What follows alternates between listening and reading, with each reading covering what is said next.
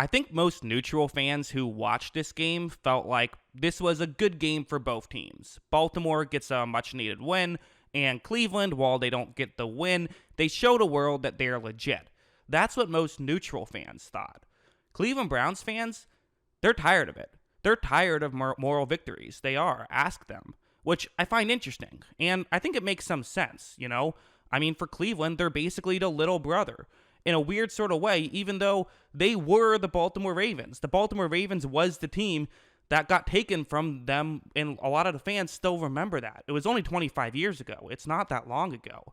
And so I kind of do understand why they feel like they're tired of moral victories. 2 years ago, they had a moral victory week 17 against Baltimore. But at the same time, they're a different team now than they were 2 years ago.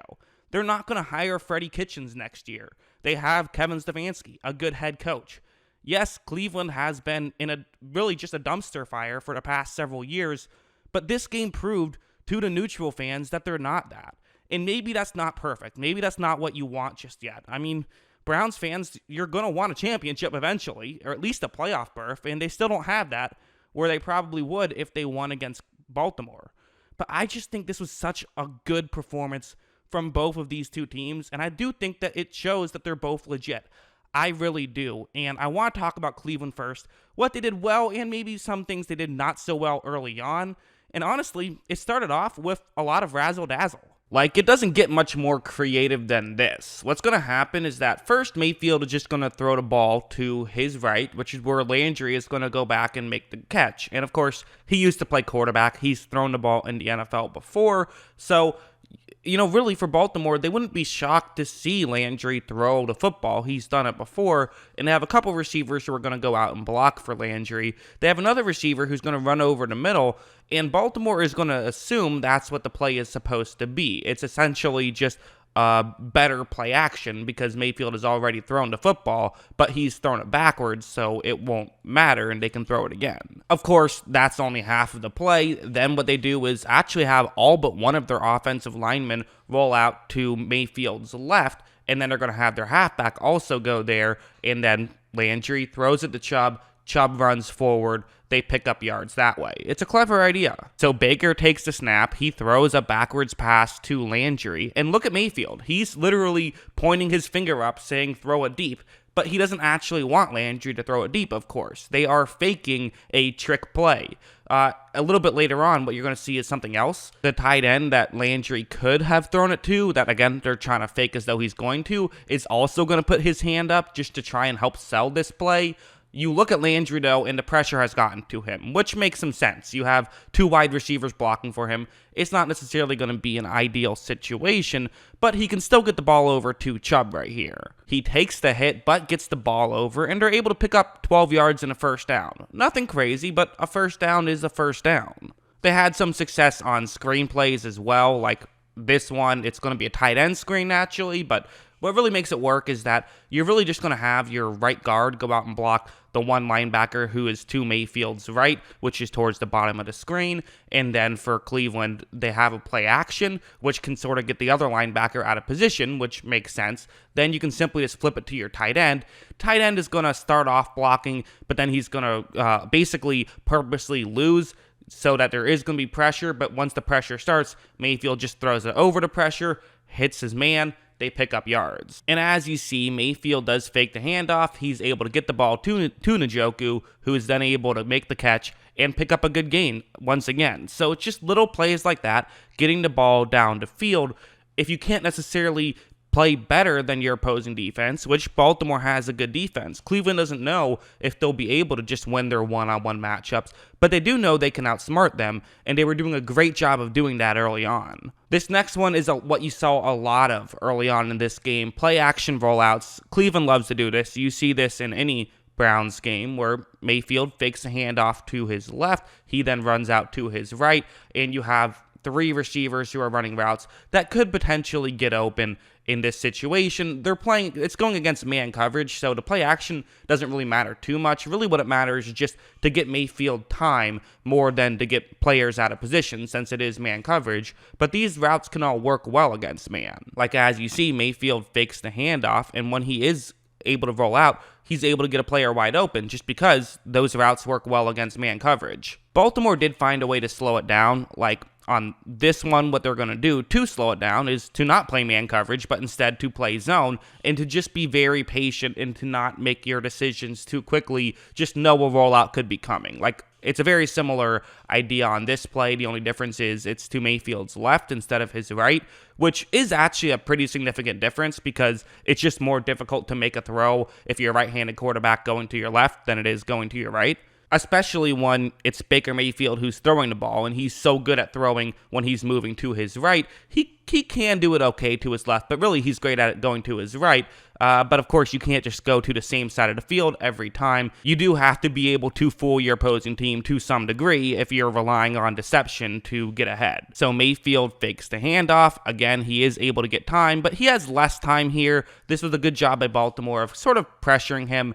And also Mayfield looks further down the field, and they're doing a much better job, since it's zone coverage, of covering because it's just more difficult to cover in man when you have to run across the entire field, whereas in zone, you can kind of just stay where you're at, and it's just easier to do. So for Mayfield, he can't really throw one deep down the field. He kind of has to just take the shorter route, which is the one right in front of him. That's what he does. They only gain a few yards. Actually, the ball came out. There were 3 fumbles early on in this game, all recovered by Cleveland, though. So while they kept fumbling it, they kept getting it back, which is all that matters at the end of the day. But yeah, that was able to sort of put a halt on the play-action rollouts to some degree, as they were able to definitely slow them down.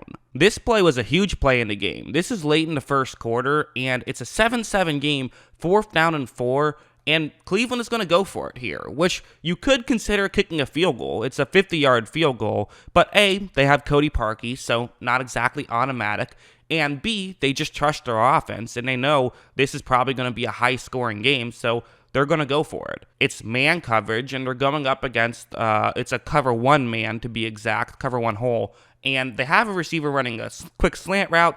This is a route that can work against this type of coverage. I mean, you see that there will be an opening. The issue with this route is that Mayfield is going to have to get rid of this ball pretty quickly, because if he waits too long, that's when other players can get into the play. Mayfield takes the snap, and Rashad Higgins, that's the receiver who I pointed out who is running the slant route, he's open right here, but he's not wide open. This is going to take a really good throw. And if there's a good defensive play, which Baltimore's defensive backs, they do have good ball skills and could potentially make a play, it could be a huge swing in this game, giving up the ball and giving Baltimore good field position. Mayfield's throw does not get there, but that's because there was a hold. If there wasn't a hold, is that one complete? I really don't know. It would have been close. It would have been tough.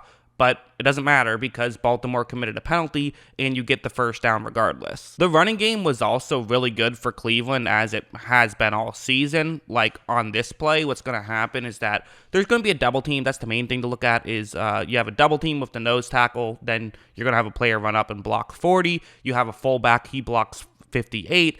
And then you also have a one-on-one matchup with your right tackle. And then you just have Chubb run in that gap right there. Once this ball is snapped, 58, who is LJ Fort, he doesn't do a great job at just staying in his assignment. He actually moves a little bit further in, and the fullback is able to easily take him out of the way. So there's already a gap right here.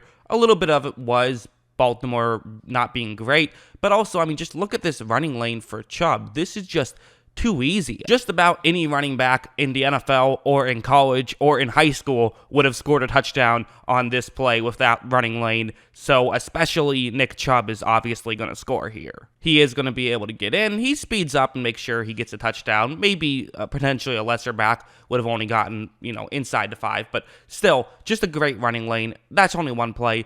They were doing it all night to some degree. I want to be clear here, because I am giving credit to the running game and to Kevin Stefanski's play calling, but that is not a slight to Baker Mayfield. Some people say, well, it's the rest of the team that's really doing well.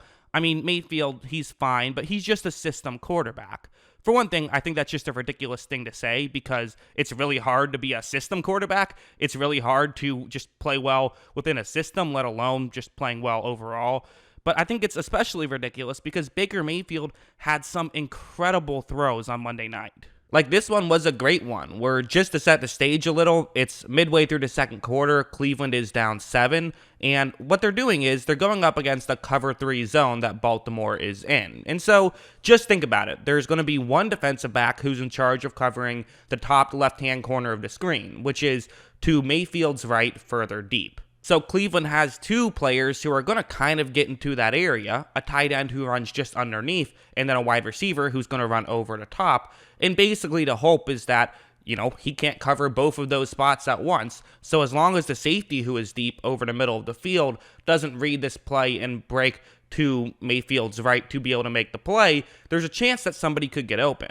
Mayfield takes a snap. He's going to run a play action a little bit, and there is pretty quickly pressure on Mayfield, but if you look, he can also potentially throw this deep. Now, it's not a wide open window by any means. The Baltimore defensive back who they're trying to pick on is doing a pretty good job of staying in between both of the potential options Mayfield could throw to, and the reason why Mayfield can't just throw it underneath is because there's linebackers in front of him. So really deep is the only option he has. It's a tough throw and honestly a risky throw. I mean, if Mayfield underthrows this a bit, it's going to get intercepted and everyone is going to criticize him for making this decision. But if it works, it can be great and it can get you a big chunk play and get you right into a position where you could potentially score a touchdown. Mayfield trusts his arm, and for good reason, he makes a perfect throw, and they get the ball all the way inside the 25-yard line. This one was another incredible one. This time they're going up against man, and the player who he's going to want to hit is going to be his tight end who's running a route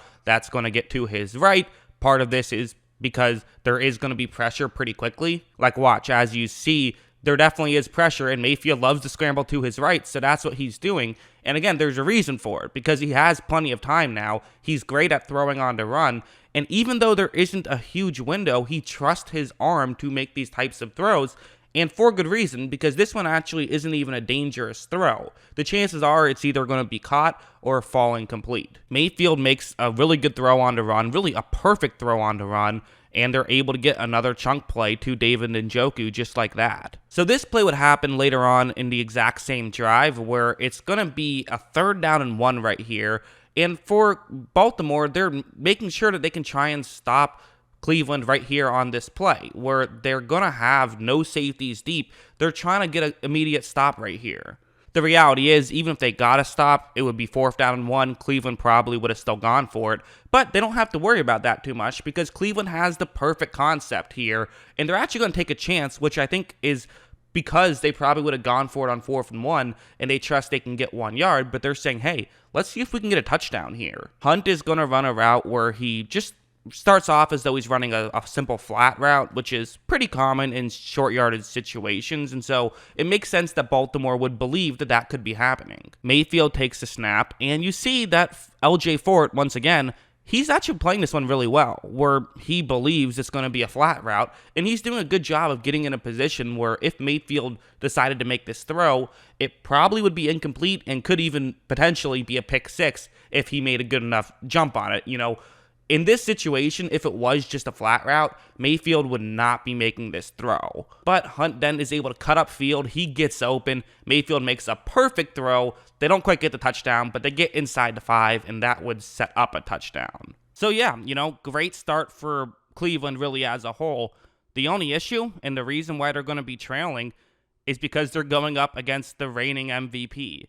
Remember when everyone decided that Lamar Jackson isn't as good as he once was and has regressed a lot from his MVP season a year ago? Yeah, people aren't really arguing that now, are they? I love watching how some Baltimore Ravens offensive linemen block for Lamar. Like, take a look at his right guard right here. So what's really interesting about this is that he's going to lose his matchup pretty quickly. Like, as you see, there is going to be immediate pressure to the inside, and this is D-Day for most quarterbacks, right? I think most quarterbacks just throw the ball away right here. He's doing what he can. He's trying to push 96 there just further to the right side of the screen so Lamar can run to the left. There's also an issue with the edge rusher is also kind of winning his matchup. At least he's doing an okay job. But Lamar Jackson is just so good at accelerating very quickly. That's what honestly makes him so much better than every other rushing quarterback we have ever seen. It's not the speed. Other guys have been fast at the quarterback position as well. It's his acceleration. As you see, Lamar steps forward and he kind of slips, but does eventually get through. And from that point on, he is able to use his speed to his advantage. So even when he doesn't necessarily have his greatest attribute, and the reason for it was because he wasn't wearing proper cleats for the field condition, you saw him slip a couple more times, he's still able to run just so much faster than everybody else. And even if it's bad field conditions, he's still going to accelerate better than everyone else is. I think the fact that the opposing defense was so unsure of whether it was going to be a passing play or a rushing play made it a lot easier for Lamar Jackson. Like right here, watch the right tackle going up against Myles Garrett. Typically, this is a matchup everybody loses because it's Myles Garrett. He's really good. But this is not going to be what happens. Watch how Garrett starts off run blocking because of the play action, and he's eventually just gets completely knocked all the way out of the way, which gave up containment and allowed Lamar Jackson to run and pick up a first down. Even though that wasn't a designed rushing play, Lamar knows to take his opportunities when they're there. He doesn't hesitate to run, and he's really good at it. One of the real ways that I saw that Cleveland was able to have just some success containing Lamar was with twist. Like right here, what you see is basically, we'll take it from the right side of the screen first. You see that the edge rusher sort of runs to the right tackle's left side of his body. You then have another player, a defensive tackle, swing around, and he's going to basically be the contain guy. And you're doing that on both sides of the field right here. So when Lamar takes the snap, that's what they do. And notice how both of those guys are pretty much getting completely free, so Lamar can't run outside the pocket since there's pressure from both edges right here. He wants to step up in the pocket, but there's also pressure there, so he doesn't have too much room to run. He steps forward but has nowhere to go, gets brought down, and gets sacked. And if you can sack Lamar Jackson, that is actually huge because while they get a lot more explosive plays than most run-heavy teams do, they don't get as many as most pass-heavy teams do. And so if you can get those sacks, it makes it just so much more difficult for Baltimore to be able to get, 17 yards on 2 plays. There was also a play like this where Lamar Jackson was in a position where maybe he could have ran to get out of pressure, but again, the cleats were a real issue early on. And so luckily they fixed that in the second half because it seems like they were a lot better in the second half. A lot of people like to say that the problem with this style of offense is that teams eventually figure it out. But the problem with that line of thinking is that if you're good enough, even if people can figure out what you're doing, you can still find a way to beat them. Like right here, what it's supposed to be is that it's a design handoff where one thing that people sort of mistake Baltimore for is they don't do a ton of RPOs, even though you think they would. There's not a ton of option plays, even though they look like option plays. Really, what Lamar is going to do is he's handing this ball off to Gus Edwards no matter what, and then he's going to fake as though he's running to the right side of the screen. The point of him running off to the side of the screen is to get the Cleveland edge rusher off in that direction as well, so you can take away an edge rusher without having to block him. So Lamar takes the snap, and he does hand the ball off to Edwards, but you notice that the edge rusher is doing a great job at basically containing Gus Edwards right here. Edwards is not going to be able to just run forward, and also if he just looks forward, Cleveland's just doing a great job right here up the gut. So this is not exactly what you would want, and ironically, if Lamar Jackson kept the ball himself, he would be in a much better position to run to the outside and probably get a touchdown. But again, Baltimore doesn't do it that way. They already have their plays designed. However, Gus Edwards sort of sits here and says, hey, if I can get around the edge rusher, I might have a chance just like Lamar would if he kept it himself. So Edwards cuts to that side, and he's just faster than everybody else, and he's able to run in, and he does get the touchdown on that play. Just a great play. One of the first big passing plays was this one. There's only a minute left in the second quarter, and it's a 14-14 game, and this is a 3rd down and 10. So if they don't convert here, then Cleveland gets the ball back, they could potentially score, and Baltimore could be going into halftime trailing. The play for Cleveland is a cover 4 zone play, and for Baltimore, they have some routes that could work against this coverage. I mean, basically everything going over the middle can work since there's only 3 Cleveland players in the middle of the field, so hopefully one of those guys can find a gap in coverage, and then Lamar can make the throw. So Jackson takes the snap, and he looks up and sees that Willie Snead is pretty open right here, and I think that he should have made this throw. I actually think this is a mistake from Lamar Jackson. You got to make this throw right here. He doesn't want to. He hesitates, and he's going to rely on his legs, which in fairness, relying on his legs has got him an MVP award. It's gotten him very far. I still think he should have made this throw, but he is going to improvise. But he's not the only guy who's going to improvise. Mark Andrews is also going to do something very smart on this play, where if you look further deep, the Cleveland defensive back who's in charge of covering basically the sideline to about the numbers is currently much further in towards the middle of the field. He's covering up the only Baltimore player in that area. It makes total sense. But because of this, Andrews realized that he has some time there. And on a typical play, it can't last 5 seconds, but that's different when it's the Baltimore Ravens because Lamar Jackson can get enough time to make a play like this work. So Andrews runs deep, Lamar runs outside the pocket, and he's going to be able to find Andrews, and they're able to pick up a huge gain on that one. And that's a huge play because, again, if they don't get it, then they're at best going into halftime tied. So then on the very next play, it would be man coverage, which it's just a mistake to play man coverage against Lamar Jackson, and you're going to see why. Lamar does have a receiver running over the middle, and this is a good route against this type of coverage. Lamar takes the snap, he looks up, and yeah, there's an opening there. Lamar can make this throw. Again, Lamar is going to choose not to. So this is back-to-back plays now where he pretty much had an open window and has elected to not make that decision. This time, I think it's a lot less of a mistake from Jackson, simply because he's playing against man coverage, and he says, I'm Lamar Jackson, I can run wild if you're going to play man coverage without a spy against me. He gets outside the pocket, and of course, he's going to run it in for a touchdown because he's Lamar Jackson. That's what he does. I think it's fair to put some criticism on Cleveland. While obviously a lot of it was just Lamar being Lamar, some of it was just Cleveland made some mistakes, but also the Ravens force you to make mistakes. So like on a play like this, there's simply two options. Lamar could just hand it off to his halfback, or he could keep it himself. And so either for Myles Garrett, he's the player who I've circled, he has to know who to cover. He has to know, is he taking away Lamar or is he taking away J.K. Dobbins? As you see, he runs to take away a handoff. Lamar keeps it himself, and he's able to run and pick up a huge gain. And that's just an issue. Really, the issue is less with Myles Garrett. Myles Garrett did his job. It was actually, I'll show the play again, it was 93 who was lined up. He went further to the left side of the screen, which now meant that there was a gap wide open. So you have to just know where your gaps are supposed to be. They didn't do a great job at that.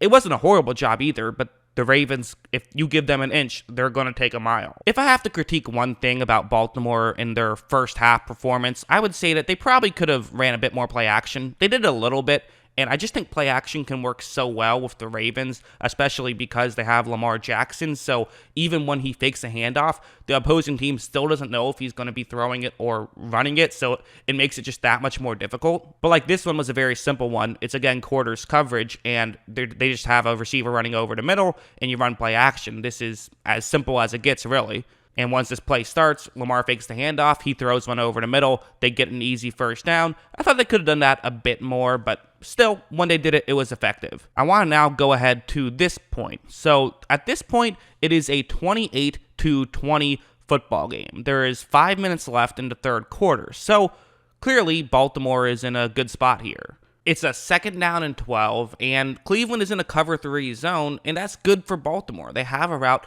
that could beat this coverage, where you see that the safety, who is further deep, he's currently on the hash marks on the right side of the field, which is, Lamar's right, so the top of the screen.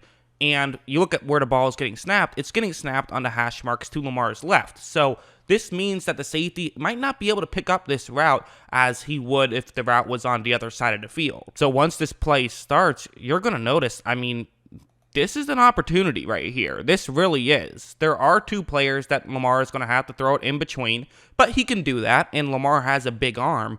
And on top of that, while yes, again, he has to make sure he throws it far enough, there is a window. This is a shot that Lamar Jackson should take. He fires one downfield, and quite frankly, he just overthrows it. Not a bad overthrow, but he just overthrows it a tad. And that's huge because that would have made it a 2-score game because they would have at least gotten in field goal range at that point. The bright side is Baltimore now knows where to attack Cleveland, and so they're going to go right back there. They're not going to waste any time, and why not? It makes sense. They're running a very similar play, not the exact same play, but similar. They have a receiver who's going to be running deep to Lamar's left, so this is going to kind of take away the defensive back who's in that area, and then you have Mark Andrews who runs over the middle, and the hope is there will be a window where Lamar can make this throw once again because it just worked on the last play. So Jackson does take the snap. The offensive line does a great job blocking on this play, and now once again it looks like the exact same situation. There is once again a throw that can be made here. And you would think that since Lamar just overthrew it a tad last time, he would take a little bit off this time. That's not going to be the case. He actually overthrows this one by even more, and that's just a tough blow because that one would have been a touchdown.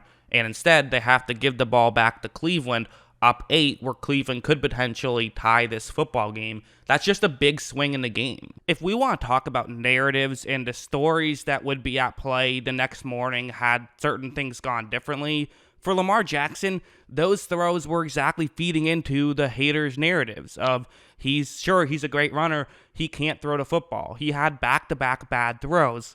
Fortunately for him and unfortunately for Cleveland, Baker was going to feed into some of his own negative narratives on the very next play.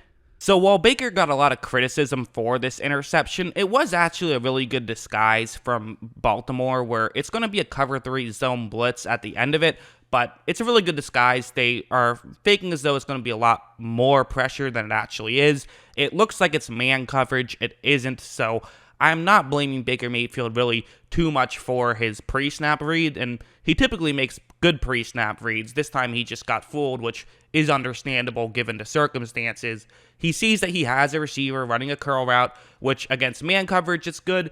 Even against this coverage, it's not necessarily terrible, but you have to be careful if you're throwing it against this coverage. Once this play starts, you see that Bowser drops back into coverage right here, and I think Mayfield just never picked it up, which it happens. It does. We can sit here and criticize him as much as possible, but if Patrick Mahomes did this, he wouldn't be getting that much criticism. Everyone would be crediting Baltimore. I think the real reason why he's going to get a lot of criticism for this throw is because he has a history of turning the ball over. It was also just an incredible catch by Bowser, as you see, and he makes the grab and nearly gets a pick 6, is down at the 1, but Baltimore would score immediately after. This could have so easily been the death blow for Cleveland. I mean, and what would have happened if it was the death blow? Everyone would have blamed Baker Mayfield. They would have said early on it was largely just good play calls from Stefanski, and when he had to make a throw, he screwed it up. You know that's the case. You know people would argue that. So Baker Mayfield, it almost felt like he couldn't go down with a whimper. He had to, if he was going to go down, he had to go down swinging, and that's exactly what happened. I think this next play was so important for Cleveland and for Baker specifically because it's a 3rd down and 5 right here. So this is the 3rd play since Baker threw what was essentially a pick 6. And if they don't get it here, they have to give the ball back to Baltimore, already down 2 touchdowns, and everyone is going to start blaming Baker Mayfield even more than they already are at this point. It's zone coverage for Baltimore, and there's 3 receivers who are running routes that can get open against zone, although they do work a little bit better against man, but this still can work out.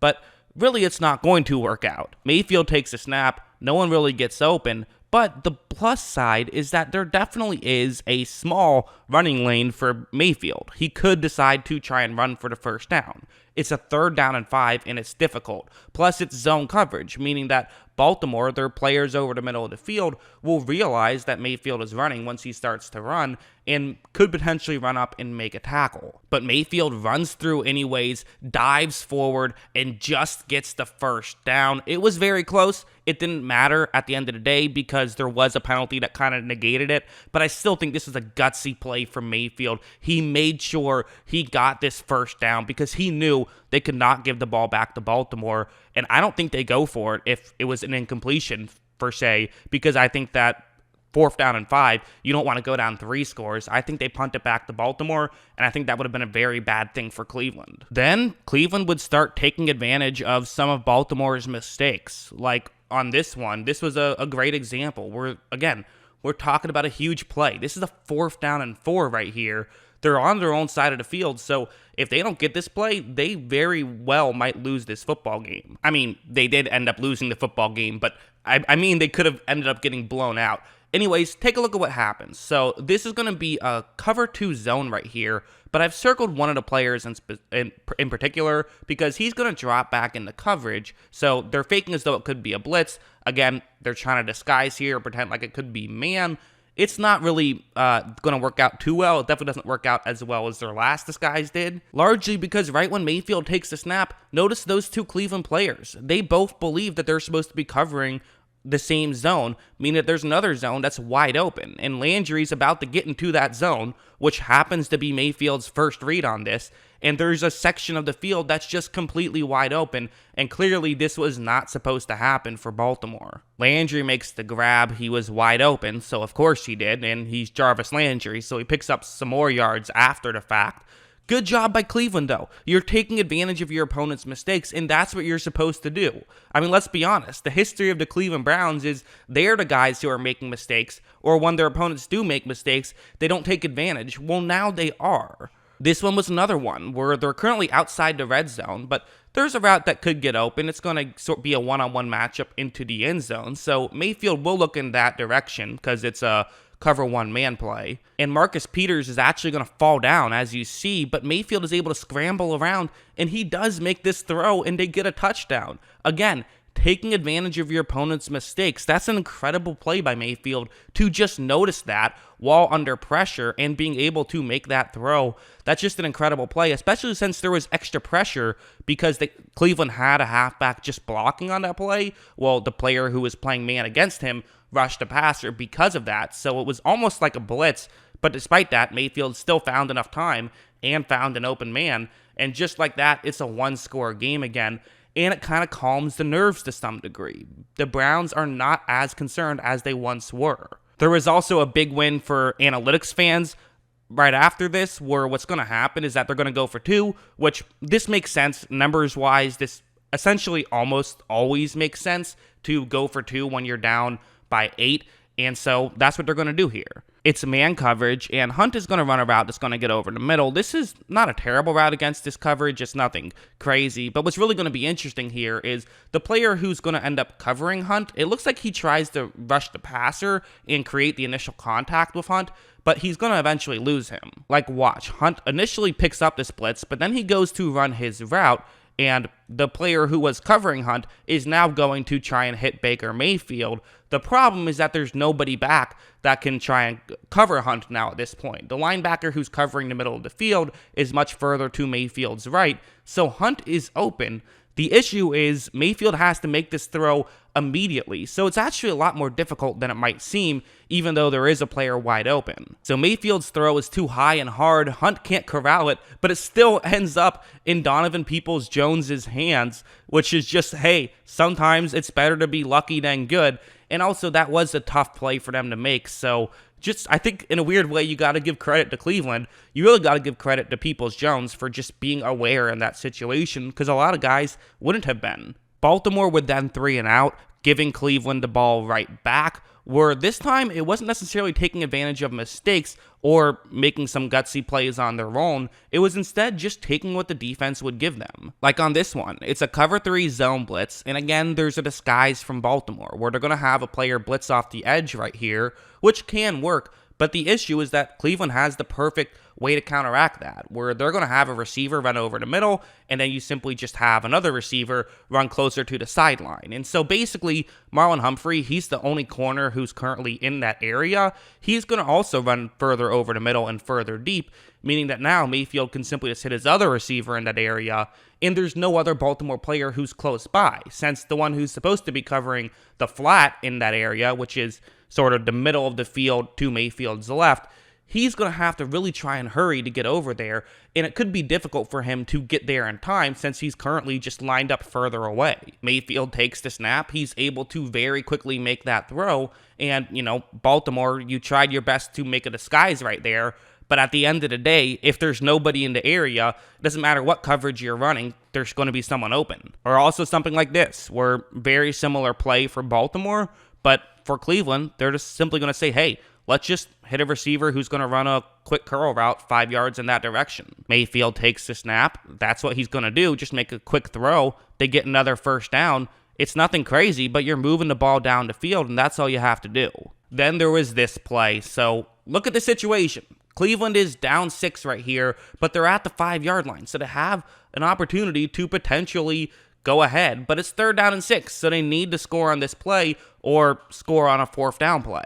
In Baltimore's biggest defensive play up to date, they're going to be playing a cover 0 concept. So it's just one-on-one matchups, everyone else rush the passer. But what's so important about these types of concepts and about these types of plays is that since it's a cover 0, this means that 6 people rush the passer. And for Cleveland, they only have 5 offensive linemen. And what Baltimore likes to do is if they see a halfback is blocking, then the player who's supposed to cover the halfback also blitzes. So basically, there should always be one more blitzer than blocker for Baltimore. And once this play starts, you notice that, again, there is a player who has a straight shot to Mayfield. And it didn't exactly work out as planned because the player who was covering the back is actually kind of dropping into coverage a little. But right here, there's a straight shot to Mayfield. You got to take it. You got to run in and you got to at least hit Mayfield. But Mayfield is going to basically just outsmart him here. Watch how he pump fakes, which causes him to stop in his tracks and gives Mayfield enough time to get outside the pocket and get into the end zone. Quite frankly, if he didn't get fooled on that pump fake, then Mayfield probably gets sacked. And honestly, I don't know if they go for a touchdown there. I think that there was enough time that if it's a 4th down and goal outside the 10-yard line, that might be too difficult. And even with 6.5 minutes left, you might just make it a 3-point game, as crazy as that sounds, or you go for it, but then you probably don't make it. That's a huge play. However, on the flip side, for Baltimore, there was a reason there was a quick 3 and out in between those 2 Cleveland touchdown drives. The reason? They didn't have their starting quarterback. Lamar Jackson was in the locker room, which I actually believe it was cramps. I know there's a rumor on the internet that he was just pooping, but there's honestly no real evidence to support that other than the fact that he sort of ran funny into the locker room. But if you also watch when he ran out of the locker room, he ran the same way. So I think he just had long cleats and was running on a hard surface, which makes sense because that's what was happening. But either way, Lamar Jackson wasn't there, and it was Trace McSorley who had to come on and had to try and save the day. And you know what? It wasn't terrible at first. It really wasn't. Like right here. So it's zone coverage Cleveland is in, and Baltimore has a concept that can beat this coverage pretty well, where a tight end is going to run underneath, and then you have Marquise Brown running over. And so there could be a gap in coverage, basically, for Marquise Brown to get open. That's what McSorley is going to look towards. McSorley takes the snap, he fakes a handoff, and he looks, and as you see, Brown is going to get open right here. So this is a good situation for Baltimore, and a good decision from McSorley. However, the ball gets tipped at the line, and McSorley's throw never got there. But maybe that wouldn't have mattered, because look at the very next play, where this is going to be a 3rd down and 6 right here, and what the way to play is going to work is that it's going to be man coverage, and again, Brown's going to be the intended target. This is a route that can go well against man if he can do a good job of running his route, he being Hollywood Brown, and he could get open. Brown does run a really good route, and then promptly just drops the football, which just can't happen. And so there you go. McSorley really had 2 good plays and ends up with a 3 and out. On the following drive, on a 1st down and 10 right here with, less than 7 minutes left in the ball game, they're going to go back to what had kind of worked earlier with Lamar Jackson throwing the ball, a play action. It makes sense. This is logical. The issue is that Cleveland is prepared for something like this, whereas they wouldn't have been as prepared against Lamar Jackson since Jackson runs the ball so frequently. When this play starts, Cleveland's linebackers don't even move in. They just stay where they're at and eventually take a couple steps back, and the player that McSorley wanted to throw to is nowhere near getting open. That's Willie Snead. He's not open. McSorley has to try and find something else, but he's not quite as good at improvising as Lamar Jackson because nobody is. He gets outside the pocket and is going to look, but his throw is just thrown into the sideline, and basically I think Baltimore is getting more concerned about their passing game at this point. They ran the ball the next play and got no gain. So now they're at a 3rd down and 10 with a quarterback that they don't know if they can trust, and really with a passing game they don't know if they can trust. It's going to be a cover 3 zone that Cleveland is in right here, and Willie Snead is running a route that, you see how this could work, right? If basically there could be a throwing window for McSorley to try and fit it in between 2 Cleveland Browns players who are covering the middle of the field, and it's cutting just before the safeties, but it's still far enough that he could potentially get a first down on this play. And once this play starts, it is going to end up working out, but largely because of, look at that Cleveland player in the black circle right there. He is way too far in over the middle of the field. He needs to get further deep and further towards the top of the screen so that way he can potentially take away this throw. But since he isn't, this now means that there is a throwing window for McSorley, but of course he still has to make the throw, and that's easier said than done, especially in a high pressure situation. However, the throw is a bit high, but still caught by Willie Snead. Great catch, good throw, and they get a first down. And at this point, I think Baltimore is simply just saying, you know what, that was fun, glad we got the first down, let's start running the ball a lot here. And the running game honestly really worked. Like on this one, what's going to happen is that really the key blocks would be the right tackle and fullback, actually, who are going to just double team an edge rusher, then get up and block a middle linebacker. That's the key block here. But the actual more impressive block is going to be 72 for Baltimore. That's their right guard. He's going to really do a great job at getting his player. This is Ben Powers, which is a great name, by the way, for a guard, Ben Powers. He's going to do a really good job of just pushing that Cleveland player further to the left. Watch how that Brown player sort of moves over, and he just says, okay, great, thank you very much. I'm going to keep you to this side because now we have a perfect running lane for J.K. Dobbins. This is awesome. Dobbins says, thank you very much, runs right through that lane. They pick up a solid gain. They were just able to do that. This play happened later where it was going to be just a stretch play to the right side of the screen.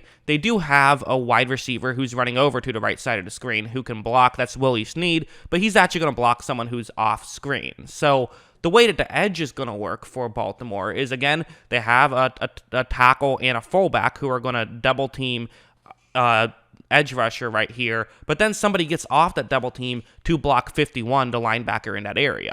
But also worth noting who that player is. I said it's a tackle. It's actually not. It's an offensive lineman, Matt Suckera, who usually plays center or guard, but he's an extra offensive lineman on this play, which, again, Baltimore is not trying to hide things. They're saying, yeah, we're going to run the ball. We trust that, and it was really working. The issue on this play, though, is that 51 for Cleveland's going to do a really good job of reading this and making sure that he doesn't get taken away into double team. As you see, he is going to bounce to the outside, and he's in a position now where he could potentially run in and potentially tackle Gus Edwards for a loss. And one tackle for a loss could be huge for this Ravens offense that doesn't have Lamar Jackson. But watch this move Edwards puts on him. He's able to run forward, pick up 6 yards. Again, nothing crazy, but if he got tackled for a 2-yard loss, that's a huge difference than being able to pick up 6 yards. So nearing the 2-minute warning and just outside of field goal range, Baltimore was sitting at a 3rd down and 2, which is obviously a huge play, but their running game has been great up to this point. So honestly, if you're a Ravens fan, you're probably not even too worried. I mean, picking up 2 yards, you can certainly do that. They do that in their sleep. They're going to run this play, which is actually a quarterback running play, but there's some logic behind it. I mean, McSorley can run. He's a very athletic person. And also what's going to happen is that you're going to fake a handoff to Gus Edwards, who runs out to the left. And so for the edge rusher, your hope is that Myles Garrett, he stays out trying to make sure that he is aware of Gus Edwards, and then you simply just run to the right. Baltimore is going to pull their left guard and left tackle over, and they're going to block basically outside of the right tackle, so they're just going to pull all the way over. This is something that Baltimore does a lot, and it's a great way to pick up 2 yards. Maybe this play won't get you 7, but it'll get you 2. McSorley takes the snap, fakes a potential handoff, and as you see, for Myles Garrett, he did kind of get a slow start on this. So McSorley, if he just keeps running, he's going to pick up the first down here. He is. He has it.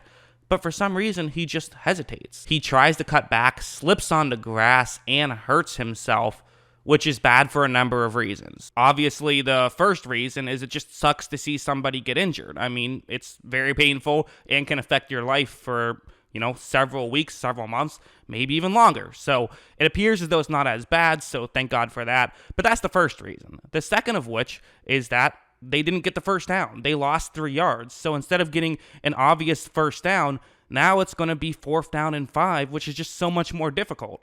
The final reason, you don't have a quarterback, right? Because RG3 is already hurt. McSorley is now down. And Lamar Jackson is in the locker room. But fortunately, he was about to come back out, and he was about to make just One of the most incredible plays you'll see all year. I mean, the suspense leading up to this play is something straight out of WWE. I mean, it didn't feel real how awesome this moment was. So for Cleveland, they're playing cover 0 right here, but it's interesting about how they're doing it. So again, cover 0, we saw Baltimore do this to Cleveland. We're now seeing Cleveland do this to Baltimore. Both actually ended up in touchdowns. But what's going to happen is that really the player who I've circled, he's the guy who is going to screw this play up, I think, more than anybody. Because what they're doing is they have their edge rusher actually covering a halfback. And the point in this is to just surprise Lamar with where the pressure comes from. They're showing pressure to Lamar's right, then they actually do force pressure to his left. That's the point of this. But for that player who I've circled, he's the contain guy in this one, but he's not used to being the contain guy. You know, usually the edge rusher, the player to his left, is going to be the contain guy. So it's difficult in this position to make sure you don't give up containment here, but you have to make sure if you're going to blitz Lamar Jackson and play cover 0, you have to make sure you contain him. But as you see, he ends up running to the inside, which means a tackle can block him to the inside. Lamar can now get outside the pocket, and there's going to be a couple more mistakes about to happen. I've have 2 things further down the field in black boxes.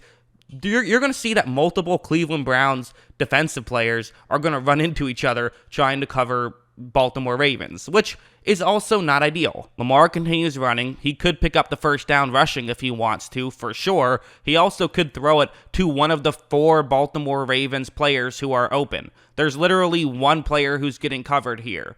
For Cleveland, the intended idea about this play was to get pressure quickly so Lamar didn't have time to throw, and also make sure you cover the Ravens players as long as possible. They didn't cover anybody except for one guy, and Lamar got outside the pocket, so he has all the time in the world. This could not have been worse of a play for Cleveland. But keep in mind, this is 4th down. So if Baltimore screws up, despite the fact that everything went wrong for Cleveland on this play, then it's still a 4th down, and it still means that Cleveland gets the ball and the game is over, basically. Not over, but pretty close. So it would certainly be understandable for Lamar to just run for the first down. He probably would have to take a hit to get it, but he certainly would get the first down if he ran for it. But instead, he's going to trust his arm that has overthrown 2 players earlier in this game, his arm that apparently had cramps earlier on in this game. And he's going to trust Marquise Brown, the guy who's dropped everything that's come near him so far up until this point. He takes this chance, and it works out. Marquise Brown makes the grab. He even, uses the ref as a pick a little bit, make sure he gets into the end zone. That's a great play. The issue is they did score too quickly. They did, because now Cleveland has a little bit less than 2 minutes to try and score a touchdown of their own. Baltimore would then go for 2. What they're going to do is they have Dobbins, who's in motion. He's going to run to Lamar's left. Lamar just does that little touch pass, gets it to Dobbins, who then continues running in that direction. And basically the hope is that he'll get to the end zone before Andrew Sendejo, who is the safety for Cleveland, gets in that area. The logic is Dobbins is really fast. Dobbins will have a running start, whereas Sendejo doesn't. And even if there is a collision, all Dobbins has to do is get the ball into the end zone. So Lamar hands it off to Dobbins, who takes a huge hit, but gets in, and that's all that matters, and it's a 7-point game. So there was this incredible play, right? Lamar Jackson gives his team the lead. They're up 7. There's still just under 2 minutes left for Mayfield, but let's be honest. Mayfield didn't have to score here. He didn't. If Mayfield threw an interception, well, Colin Cowherd would get mad at him, but pretty much everyone else would say, yeah, he played a great game. Can't fault him for that one. Defense let him down. That's what everyone would have said. Mayfield had to score on that earlier drive. He doesn't have to score here. But he wants to. He's a competitor. We can't focus on narratives. This is a football game, and he has a football game to win, and he's going to try his best to do so. So the first play was a huge one. It's man coverage that they're going up against, and Mayfield's basically just going to pick a matchup that he likes. He has Donovan Peoples-Jones going up against Deshaun Elliott, and Baltimore has a lot of really good coverage corners. So if you have a receiver going up against a safety, this is an opportunity you're going to take here. Mayfield is going to take the snap right here, and he just sends a prayer, and it's answered, and they get a huge gain and get the ball all the way into Baltimore territory on one play. They got 9 yards on the next play, which would set up this one where it's going to be a cover 2 zone. And they have a pretty good concept to beat this, where you have multiple receivers who run further deep. You then have Kareem Hunt, who kind of just runs underneath.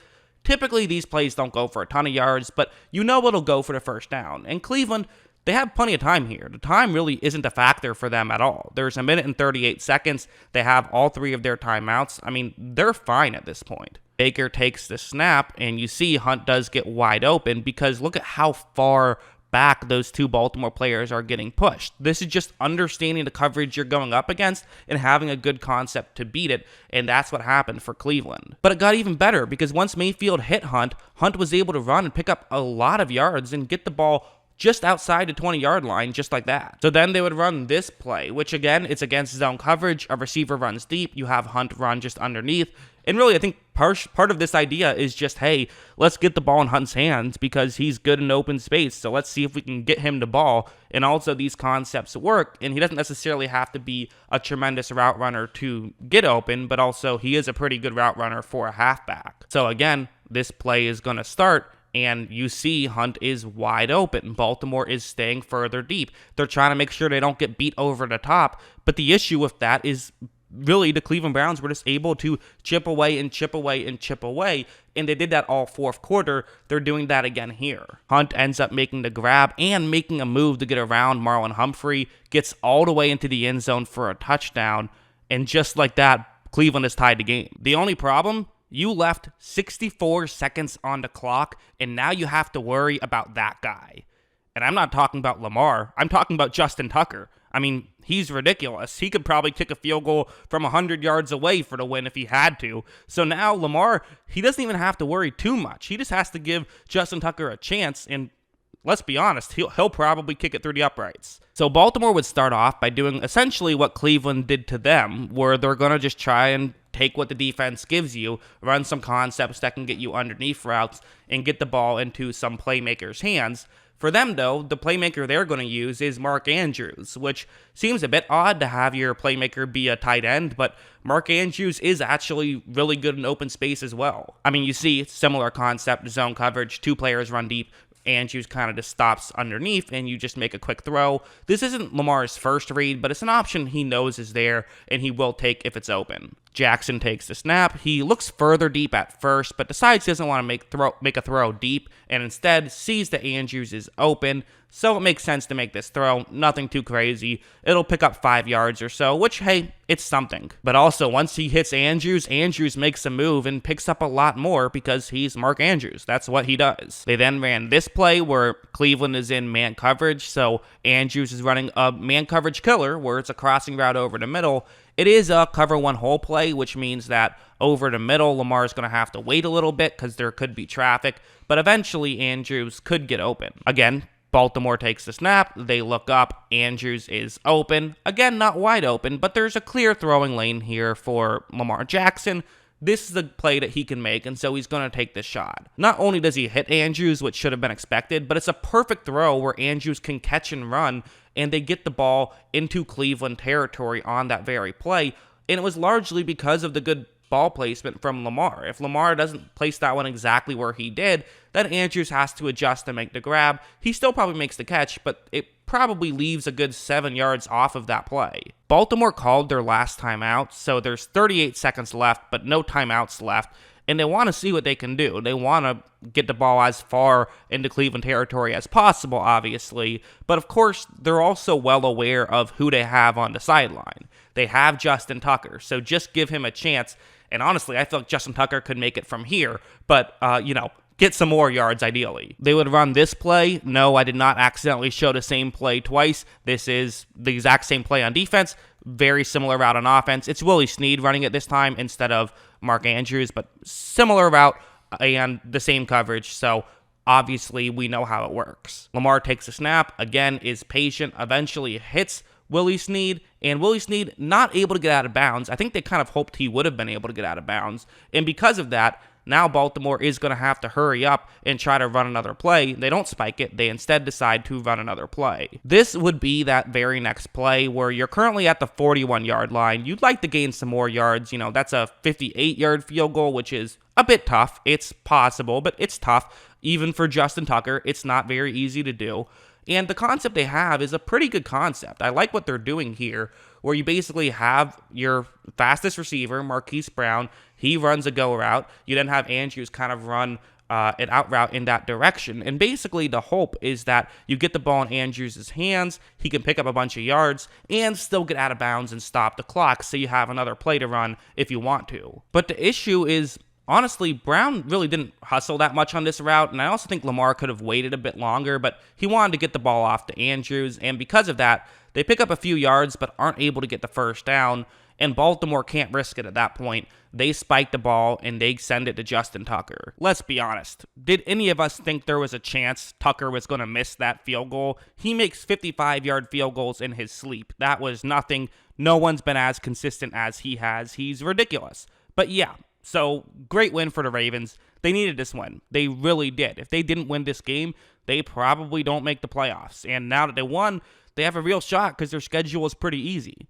For Cleveland, it is disappointing. Obviously, it's disappointing. I mean, you wanted that win. You had hopes of maybe winning the division. Those are probably out the window. You still do have a little bit of work to do now to make the playoffs, whereas a win here pretty much guaranteed it. But I still think this is a good win, and I think that in a couple years, I think Browns fans will kind of look back on this game in a similar way to when the Chiefs and Rams played their Monday Night Football game. Remember, the Rams won, but we still think of that game as a positive Patrick Mahomes game, and I think we'll think the same way with Baker Mayfield.